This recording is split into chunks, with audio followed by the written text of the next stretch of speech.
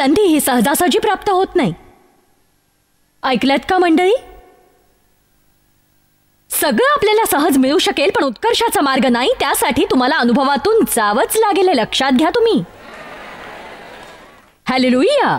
मी ते पुन्हा सांगते, उत्कर्षाचा मार्ग सहजासहजी प्राप्त होत नाही. त्यासाठी अनुभवातून जावं लागतं आणि ते फलदायी ठरतं.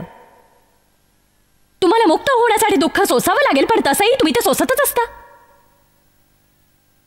तुम्ही कदाचित व्यर्थ दुःखही सोसत असाल. कमीत कमी तुम्ही देवाच्या इच्छेने दुःख सोसत असाल. जे करायला देवाने तुम्हाला सांगितलंय, जरी ते कठीण असलं तरी तीच तुमच्या जीवनातली संधी असते. संधीसाठी सगळ्यात पहिली गुरुकिल्ली ही की बहुत करून सगळ्यात महत्वाची असावी. मी तसं म्हटल्यावर जरी तुमच्या मनात आलं, त्यात काय मोठं. आपल्या जीवनात आपल्याला जर संधी पाहायची आहे तर पहिली गोष्ट आपण केली पाहिजे ती म्हणजे प्रार्थना. प्रार्थनेची माणसं कशी व्हावी हे शिका. प्रार्थना ही श्वसनक्रियेसारखीच असते. अशी गोष्ट जी तुम्ही दिवसभर जगत असता.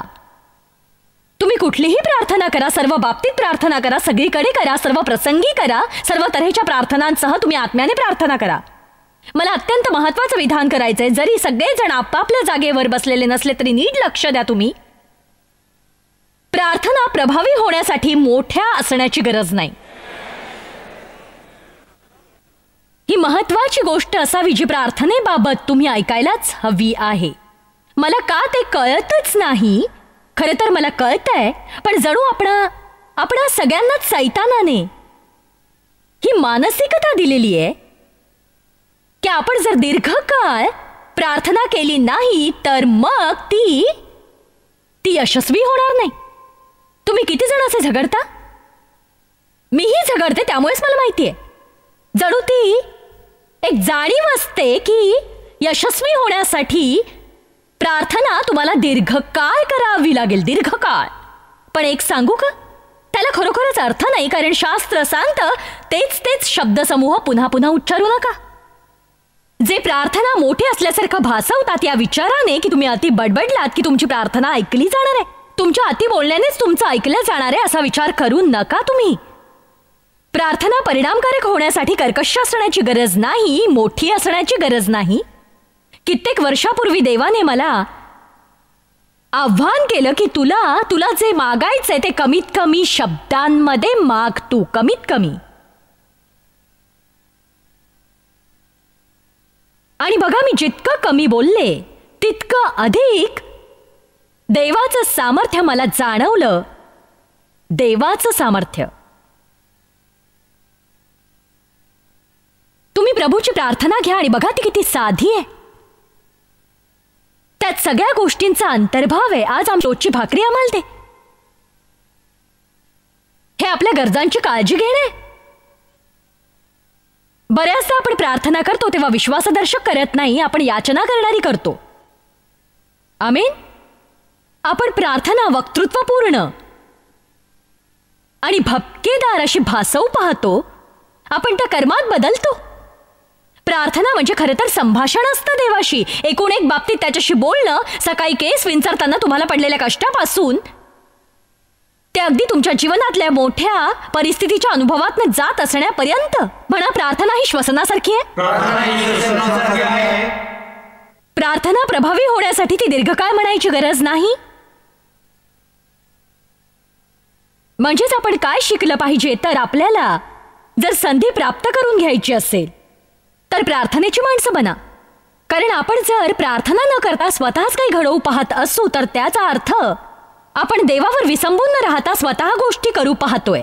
प्रार्थना ही खूण आहे की आपण देवावर विसंबून आहोत. खरंच प्रार्थना ही खूण आहे की त्याच्याशिवाय आम्ही काहीही करू शकत नाही हे आम्ही जाणतो. मी जेव्हा जाऊन प्रार्थना करते मी सांगते, देवा तुझ्याशिवाय मी अगतिक आहे. आपण फक्त विनवणीच्याच प्रार्थना केल्या पाहिजेत असं नाही, तर आपण आभारदर्शक प्रार्थनाही केल्या पाहिजेतच. आपल्याला त्या 10 महारोग्यांसारखं व्हायचं नाही ज्यांना त्यांच्या मनाप्रमाणे सगळं मिळूनही ते पळून गेले आणि कृतज्ञ होण्यास विसरले. कृतज्ञ नसणं हे प्रमुख कारण असतं की माणसं पराभूत जीवन जगत असतात. आपल्या सध्या परिस्थिती बाबतीत आपण कृतज्ञ, आनंदी, संतुष्ट होऊ शकलो नाही तर आपण आपलं उद्दिष्ट गाठणार नाही. म्हणूनच आभार प्रदर्शक प्रार्थना म्हणा, स्तुतीच्या प्रार्थना म्हणा. रोज उठून म्हणा, देवा मी तुझी आभारी आहे, मी तुझी स्तुती करते, मी तुझी भक्ती करते. देवा तू स्तुती करण्यालायक आहेस. आमेन. देवने आणि मी सवयच लावून घेतली की मध्यरात्री जरी आम्ही बाथरूमला जाण्यासाठी उठलो तरी जाता येताना आम्ही प्रभूशी बोलतो. कधी कधी तुम्ही अर्धवट झोपेत असता, तुम्ही काही गमतीशीर गोष्टी बोलता, पण आमेन. त्या दिवशी तू काय म्हणाला होतास देव, सांग मला जरा आता. हो खरंच, तो म्हणाला तुझी स्तुती असो प्रभू, देवाचे तुझ्यावर आशीर्वाद असोत.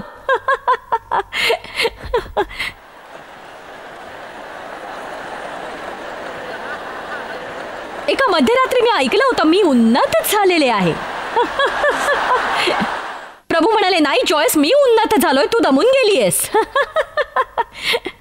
पण तो माझा अंतःकरण जाणतो. आमेन. दिवसाची सुरुवातही तुम्ही प्रभूचं नाव घेऊनच करा, तर दिवसाचा शेवटही तुम्ही प्रभूचं नाव घेऊनच करा. चला बघूया रोमकरांस अध्याय 14. ज्या कुणाला जीवनात संधी हवी आहे त्यांनी सत्याचा सामना करायलाच हवा. आणि ते सत्य दुसऱ्या कुणाविषयी नाही, तर ते आपल्या स्वतःविषयीचं सत्य.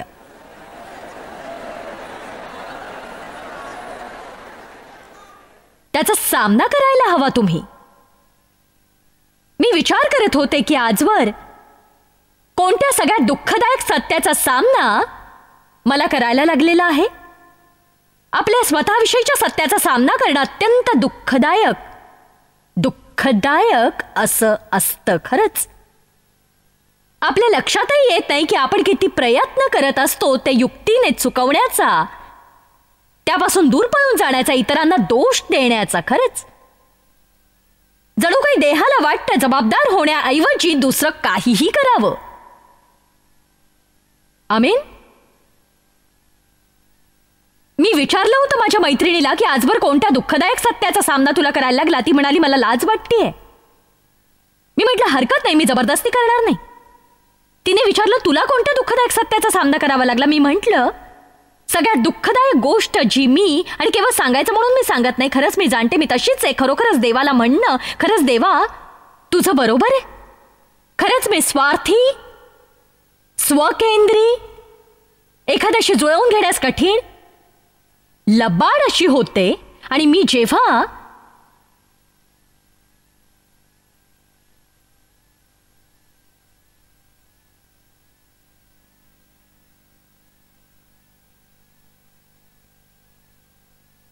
याचा सामना केला मी 3 दिवस रडले. पण मी जर कधीच सत्याचा सामना केला नसता तर आज मी तुम्हाला इथे दिसलेच नसते. कारण मला बंधनं ही होतीच, मोठमोठी बंधनं माझ्या जीवनात होती. बंधनाच्या कित्येक स्तरांखाली आणि खोट्या सबबींखाली मी जगत होते. खरंच खोट्या. मला देववचन प्राप्त झालं आणि सत्यामुळेच माझी सुटका झाली. सत्यानेच मला मुक्त केलं. सत्यच तुम्हाला मुक्त करत असतं. सँड्रा 1 मिनिटासाठी वर ये. मला माहिती तू माझ्यासारखीच धीट आहेस. सगळ्यात दुःखदायक अशी कोणती गोष्ट वाटते जिचा तुला सामना करावा लागला होता, सांग आता. मी बसल्या बसल्या विचारच करत होते.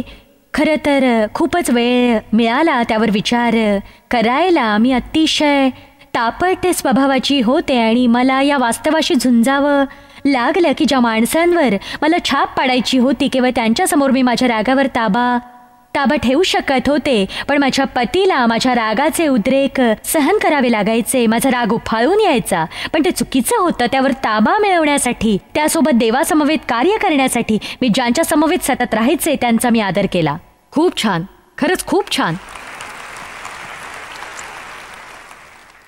मलाही तशाच सत्याचा सामना करावा लागला. कारण पूर्वी मी माझ्या मुलांवर खूपच भडकायचे आणि खरोखरच मी माझा राग त्यांच्यावर काढायचे. मी त्यांना मारत नव्हते, शिव्याशाप देत नव्हते, पण मी चिडचिड आणि आरडाओरड खूपच करायचे. त्यांच्यावर खूपच ओरडायचे. ते जणू काही मारण्यासारखंच होतं जवळजवळ. आणि माझा दिवस वाईट गेला असेल तर मी म्हणायचे मग मी रागाने बेभान व्हायचे, वाईट वागायचे. पण मग मला कीव वाटायची आणि मी सबबी सांगायला लागायचे. जो सैतान आपल्याला वाईट वागण्यासाठी मोहात पाडतो तोच सैतान आपली नंतर निर्भत्सनाही करतो. लक्षात घ्या.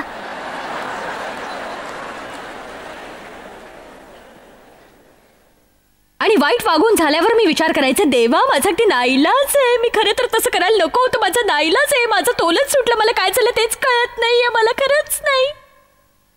एके दिवशी देवाने मला स्वप्न दिलं. मला एक धडा शिकवला त्याने. तो म्हणाला, हेच तात्पर्य होतं या गोष्टीचं. जॉयस, समजा तू रागाने बेभान झाली आहेस. तुझे धर्मोपदेशक तुझ्या दारात आले तर तू राग गेलेलाच असतास ना. मला म्हणायचं, अगदी पापडी लवायच्या आत. मी अगदी तीच गोष्ट शिकले जी माझी मुलगी सांगते, की आपल्याला कबूल करावंसं वाटतो त्यापेक्षा कितीतरी अधिक आत्मसंयमन आपल्याकडे असतं. आणि आपण जेव्हा अशा एखाद्याच्या सहवासात असतो, तो जे सहन करू शकत असतो, किंवा अशा एखाद्याच्या तो त्या बाबतीत काही करू शकत नसतो, किंवा एखाद्याशी आपलं असं नातं असतं की आपल्याला असं वाटतं की हा नाहीतरी आपल्याला सोडून कुठे जाणार आहे, अशा वेळीच आपली घाणेरडी बाजू उघडकीला येते.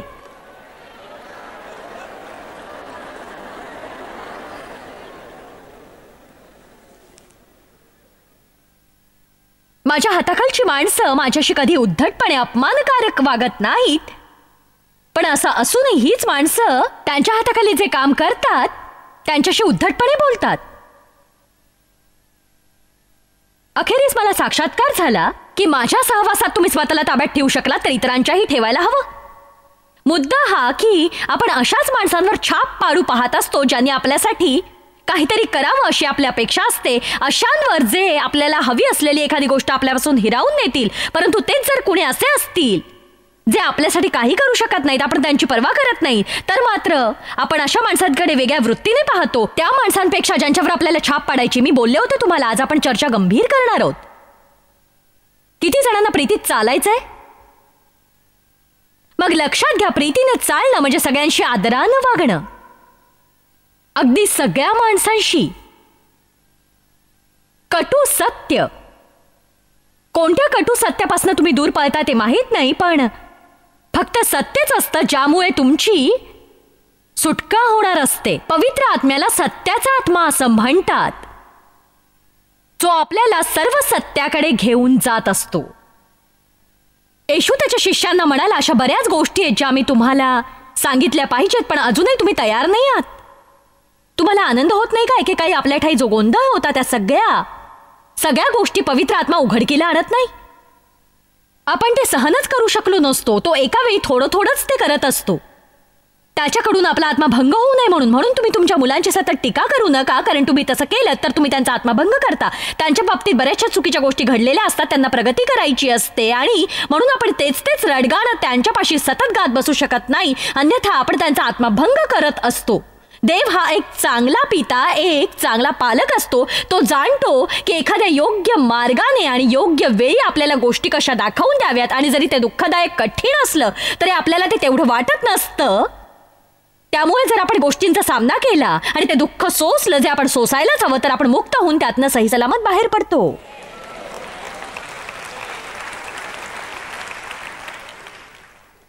काही जण केवळ सतत बंधनातच जगतायत आणि समस्या अशी आहे की तुम्ही बंडखोर आहात. तुम्हाला वाटतं तुम्ही काय करावं हे कोणी तुम्हाला सांगू नये. आज तुम्ही मला खूप मेहनत घ्यायला लावणार आहात. चला आता, आजचा दिवस चिंताग्रस्त ठरणार आहे.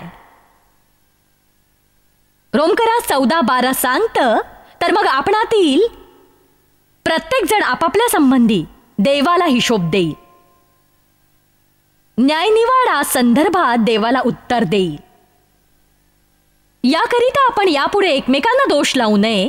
प्रत्येकाने म्हणा दोष, म्हणा दोष, म्हणा दोष. अहो, आपण सगळ्यांना दोषारोपाचे खेळ खेळायला आवडतात. मला घरातनं बाहेर पडायला उशीर झाला तर तो डेवचा दोष, कारण त्याने मदत केली नाही. याकरिता आपण यापुढे एकमेकांना दोष लावू नये, तर असे ठरवून टाकावे की कोणी आपल्या भावापुढे ठेच लागण्यासारखे काही किंवा अडखळण ठेवू नये. तर तो सांगतोय तुम्हाला विचारलं जाणार नाही, दुसऱ्या कुणाच्या जीवनाचा हिशोब देण्यासाठी मला विचारलं जाणार नाही, मला विचारलं जाईल माझ्या जीवनाविषयी, माझ्या वर्तणुकीविषयी. त्यामुळे दुसऱ्या कुणाच्या वर्तणुकीची काळजी घ्यायची मला गरज नाही, मी माझीच काळजी घेतली पाहिजे. आमेन. चला जरा बघूया मत्ती अध्याय 7.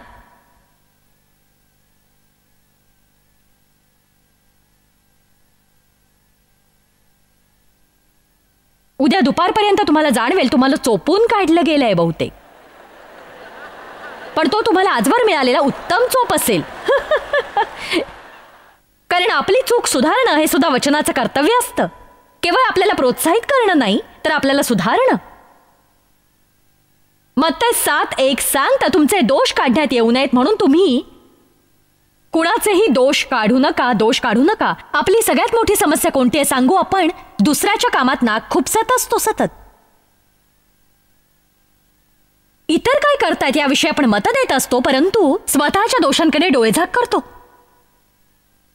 ज्यांनी स्वतःकडे बारकाईने लक्ष दिलं असतं तर ती माणसं इतरांची खूप संयमाने वागली असती.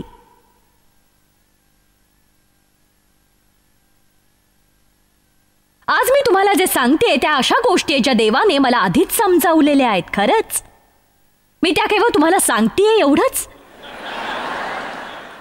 मी कुणाचे दोष दाखवत नाहीये, कारण अगदी याच समस्या माझ्याही जीवनात होत्या. कारण ज्या प्रकारे तुम्ही दोष काढाल त्या प्रकारेच तुमचे दोष काढण्यात येतील, आणि ज्या मापाने तुम्ही मापून द्याल त्याच मापाने तुम्हाला मापून देण्यात येईल. आपण करत असणाऱ्या गोष्टी ही आपली पेरणी असते. आपण जे जे करतो ते आपण पेरतो, आणि आपण जे पेरतो तेच उगवतो. तू आपल्या डोळ्यातले मुसळ ध्यानात न आणता आपल्या भावाच्या डोळ्यातले कुसळ का पाहतोस? एका अनुवादात म्हटलंय तुझ्या स्वतःच्या डोळ्यात टेलिफोनचा खांब असताना तू तुझ्या भावाच्या डोळ्यातील टूथपिक काढायचा प्रयत्न का करतोयस? तुझ्या स्वतःच्या डोळ्यात टेलिफोनचा खांब आहे, बघ ना तू आधी.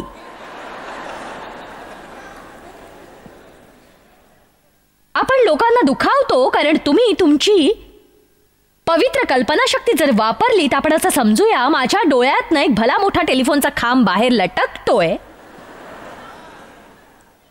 आणि मी माझ्या भावाकडे जाऊन त्याच्या डोळ्यातली टूथपिक काढू पाहतीये. म्हणजेच त्याच्याकडे पोहोचण्यासाठी मला माझ्या टेलिफोनच्या खांबाने त्याला ठोकावं लागेल. असंच आपण माणसांना दुखावतो आणि मग आपण असं म्हणतो की अरे मी तर तुला मदत करू पाहत होते, मला तुला मदत करायची हो का? स्वतःलाच मदत करशील ना? मला मदत करण्यापूर्वी तू आधी स्वतःलाच का नाही मदत करत? नंतर त्याने सांगितलं तू तुझ्या स्वतःच्या डोळ्यातला टेलिफोनचा खांब काढून टाकल्यावर मग तुझ्या लक्षात येईल भावाच्या डोळ्यातली टूथपिक कशी काढायची. का? कारण एकदा का आपण मनापासून स्वतःचा सामना केला आणि जाणून घेतलं की माणसं कोणत्या अनुभवातून जात आहेत, मग आपण तेवढ्या तत्परतेने इतरांची पारख आणि त्यांची निर्भत्सना करत नाही. उलट आपण यथार्थपणे योग्य अंतःकरणाने योग्य आत्म्याने त्यांना मदत करू पाहतो. गुणदोषात्मक आणि टीकात्मक होण्याचा प्रश्न नाही, तर आपण जाणतो अशा वेळी दयाळूपणे माणसांशी कसं वागावं. चला आता मी आता चांगली शिकवण देते. खरंच वचन 5 सांगता अरे ढोंग्या, पहिल्याने आपल्या डोळ्यातले मुसळ काढून टाक, म्हणजे आपल्या भावाच्या डोळ्यातले कुसळ काढण्यास तुला स्पष्ट दिसेल. आणखीन थोडं पुढे शास्त्र आपल्याला मत्ती 7:12 मध्ये सांगतं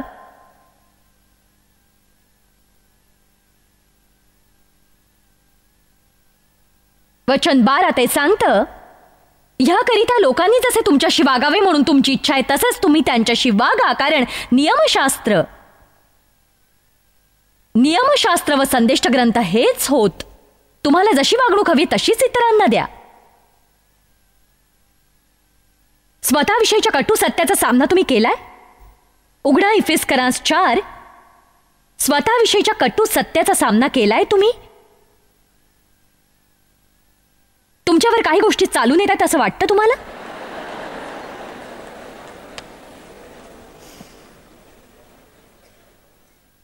इफिसकरास 4:15 सांगतं तर आपण प्रीतीने सत्याला धरून मस्तक असा जो ख्रिस्त त्याच्या प्रत सर्व प्रकारे वाढावे. हे वचन जे काही सांगतंय ते तुम्ही जाणताच. सत्याचा सामना केल्याशिवाय आध्यात्मिक परिपक्वता मिळूच शकत नसते. खरंच नाही. सत्याला सामोरं न गेल्यास आध्यात्मिक दृष्ट्या आपली वाढ होणार नाही, कारण आपल्याला हव्या असलेल्या पुढच्या स्थानी आपण पोहोचू शकणार नाही जर आपण सद्यस्थितीचा सामना केला नाही. सध्या आपल्याला असलेल्या समस्यांच्या कारणांचा आपण सामना केला नाही तर इफिस्करास 6 मध्ये देवाच्या शस्त्रसामग्रीविषयी सांगितलंय. सत्याचा पट्टा आहे असं शस्त्र जे देवाने आपल्याला दिलंय शत्रूचा पराभव करण्यासाठी, स्वतःचं संरक्षण करण्यासाठी. विस्तारित शास्त्र असं सांगतं, या कारणास्तव तुम्हाला वाईट दिवसात प्रतिकार करता यावा व सर्व काही केल्यावर टिकाव धरता यावा म्हणून. ते सांगतं आपली कंबर सत्याने कसा. ते एवढंच सांगत नाही सत्याचा पट्टा धारण करा. शास्त्र सांगतं आपली कंबर सत्याने कसा.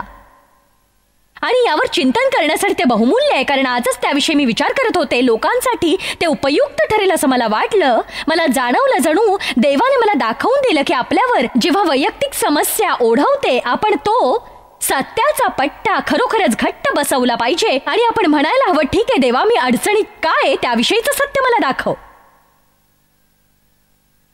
बऱ्याचदा आपल्याला सैतानालाच दोष द्यायचा असतो, पण खरी समस्या काय आहे ते आपण शोधण्याचा प्रयत्नच करत नसतो. तुम्हाला स्वतःशी कीव वाटावी असं मी म्हणत नाहीये. काही गोष्टीतून मुक्त होण्यासाठी मी तुम्हाला मदत करतेय, म्हणजे तुम्ही प्रगती करून एक महान जीवन प्राप्त कराल. कधी कधी आपण ढासळतो आणि जणू आपण कशावर तरी सतत डोकं आपटून घेत असतो आणि ते टाळत असतो आणि त्याचा दोष दुसऱ्या कोणाला तरी देत असतो, पण जबाबदारी कधीही मुक्त होत नसतो. इस्रायलींनी जे केलं होतं ते आपल्यापैकी कुणीही केलेलं मला बघायचं नाहीये. 11 दिवसांची सफर पूर्ण करण्याच्या प्रयत्नात 40 वर्ष भटकत राहू नका. अनुवाद 1:2 सांगतं 11 दिवसांची सफर पूर्ण करण्याच्या प्रयत्नात तुम्ही 40 वर्ष इथे बाहेर पडताय. वचन 6 सांगतं तुम्ही या डोंगरवट्टीत राहिलेला बरेच दिवस झाले आहेत. तुम्ही एकाच डोंगराभोवती घुटमळताय.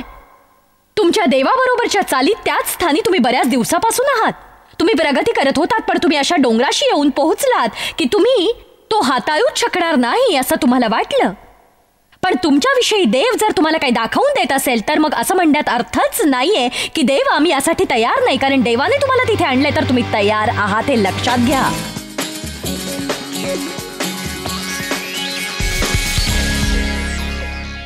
आजचा आपला विषय आहे संधीसाठी गुरु किल्ली कोणती. एक प्रमुख गोष्ट मला सांगायची आहे, कुठलाही उत्कर्षाचा मार्ग हा सहजासहजी प्राप्त होत नाही.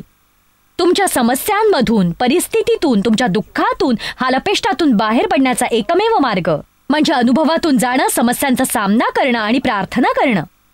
देव जे करायला सांगतो त्यात देवाशी आज्ञाधारक होणं, म्हणजे एक एक करून तुमच्या जीवनातल्या गोष्टी या बदलतील.